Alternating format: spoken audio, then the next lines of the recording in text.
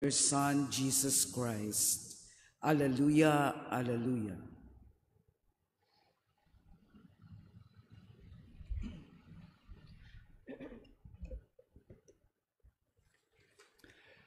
The Lord be with you. And with your spirit. A reading from the Holy Gospel according to Saint John. Glory to you, O Lord.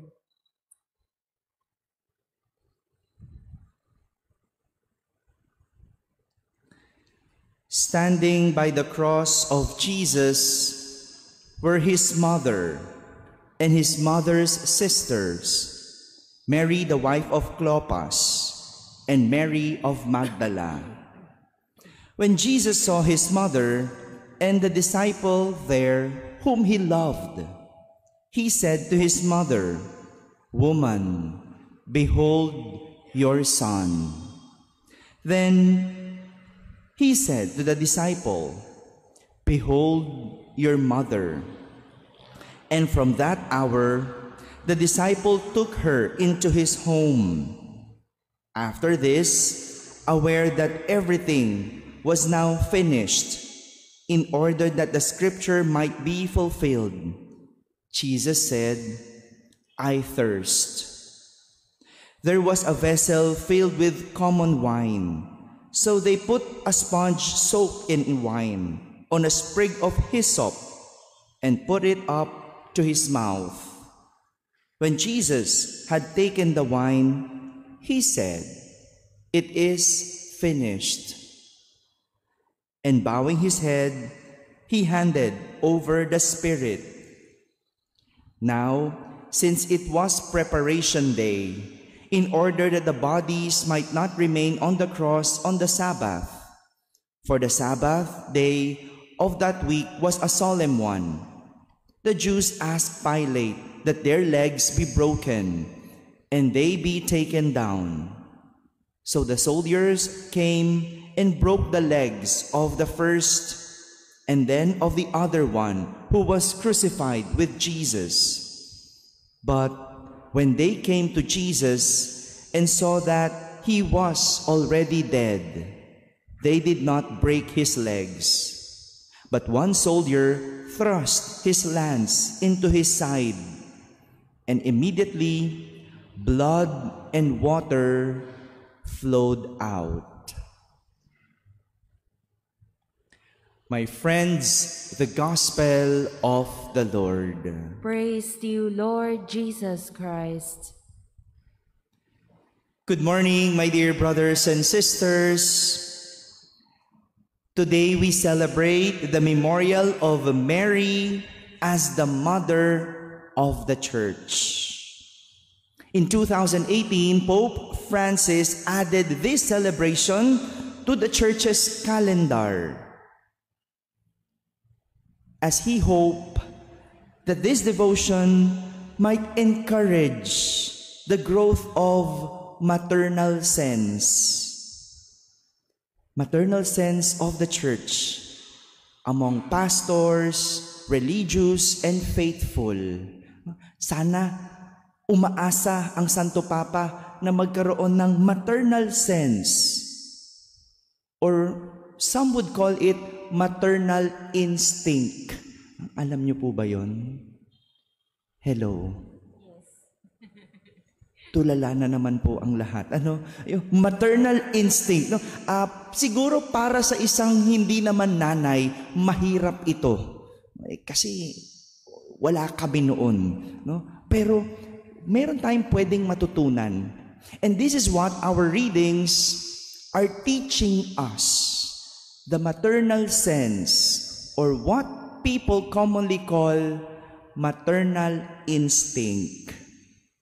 In our first reading, we heard the story after the ascension of Jesus. Yun po yung ating unang pagbasa. Yung nangyari matapos si Jesus ay umakyat sa langit. Probably, that incident has not sunk in with his disciples. Hindi pa nila maunawaan, no? Umakyat si Jesus, hindi nila maintindihan ano bang nangyayari. Paano na ang mangyayari? which caused them to hide in a room together with Mary, the mother of Jesus, and some women. As described in our gospel, they were all praying. Siguro no, yung nararamdaman ng mga alagad, tuliro sila. Paano na sila? Nangangamba. They were worried. They have troubles. They have fears because wala na si Jesus. Parang kailan lang kasama nila si Jesus. Pero ngayon, they're full of troubles in their hearts. They do not know what will happen. They do not know what to do next. So they hide in a room. But with Mary and other women, they were all praying together.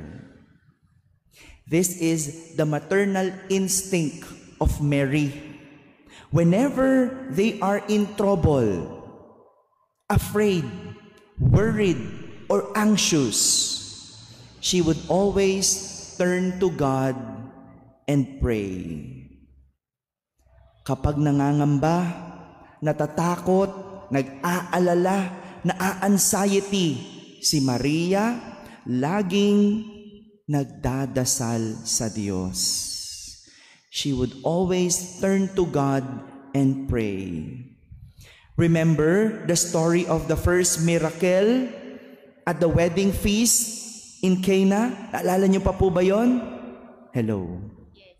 Papaalala ko na lang po, no? Kung hindi naaalala nung iba, no? When everyone got worried because they ran out of wine, no? Alam niyo po noon, no, yung wine ang importante sa kanila sa mga handaan, no? Kung tayo kanin, no? Sa kanila wine, 'di ba? Pag nawala ng kanin sa atin, naku, nag-aalala yung naghanda. And during the wedding, they ran out of wine. So lahat ay nangamba, nag-alala. Ubus na yung wine, hindi pa tapos yung handaan. It was Mary who took the initiative to calm the people. Kalmahin ang mga tao by turning to Jesus. She talked to Jesus, and from there, she told the people to obey what Jesus would tell them. Then, the first miracle happened when Jesus turned the water into wine. When everyone gets in trouble or get worried, Mary always turned to God and pray. That's the first maternal instinct. Second, no?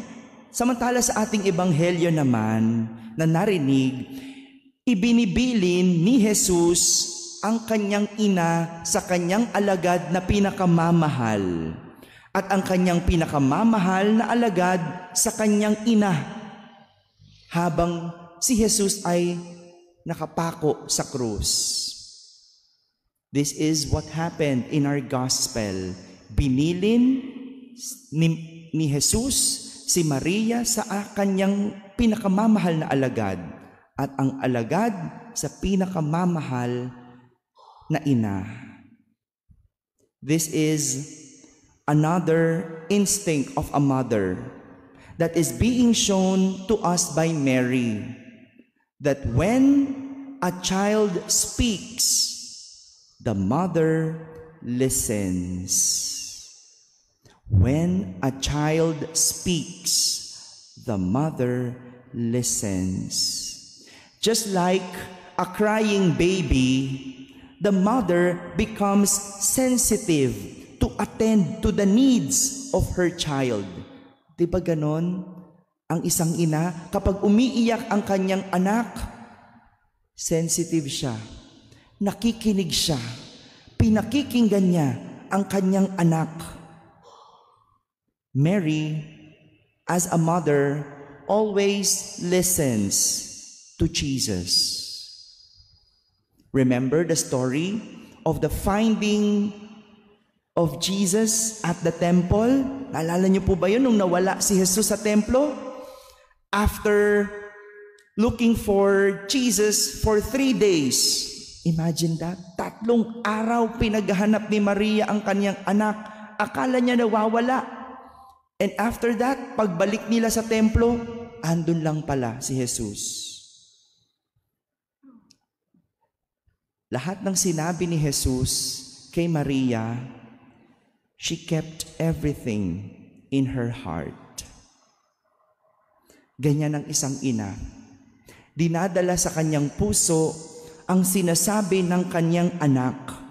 Hindi man niya ito minsan nauunawaan, pero dinadala sa puso. These are the maternal instinct that we could learn from Mary.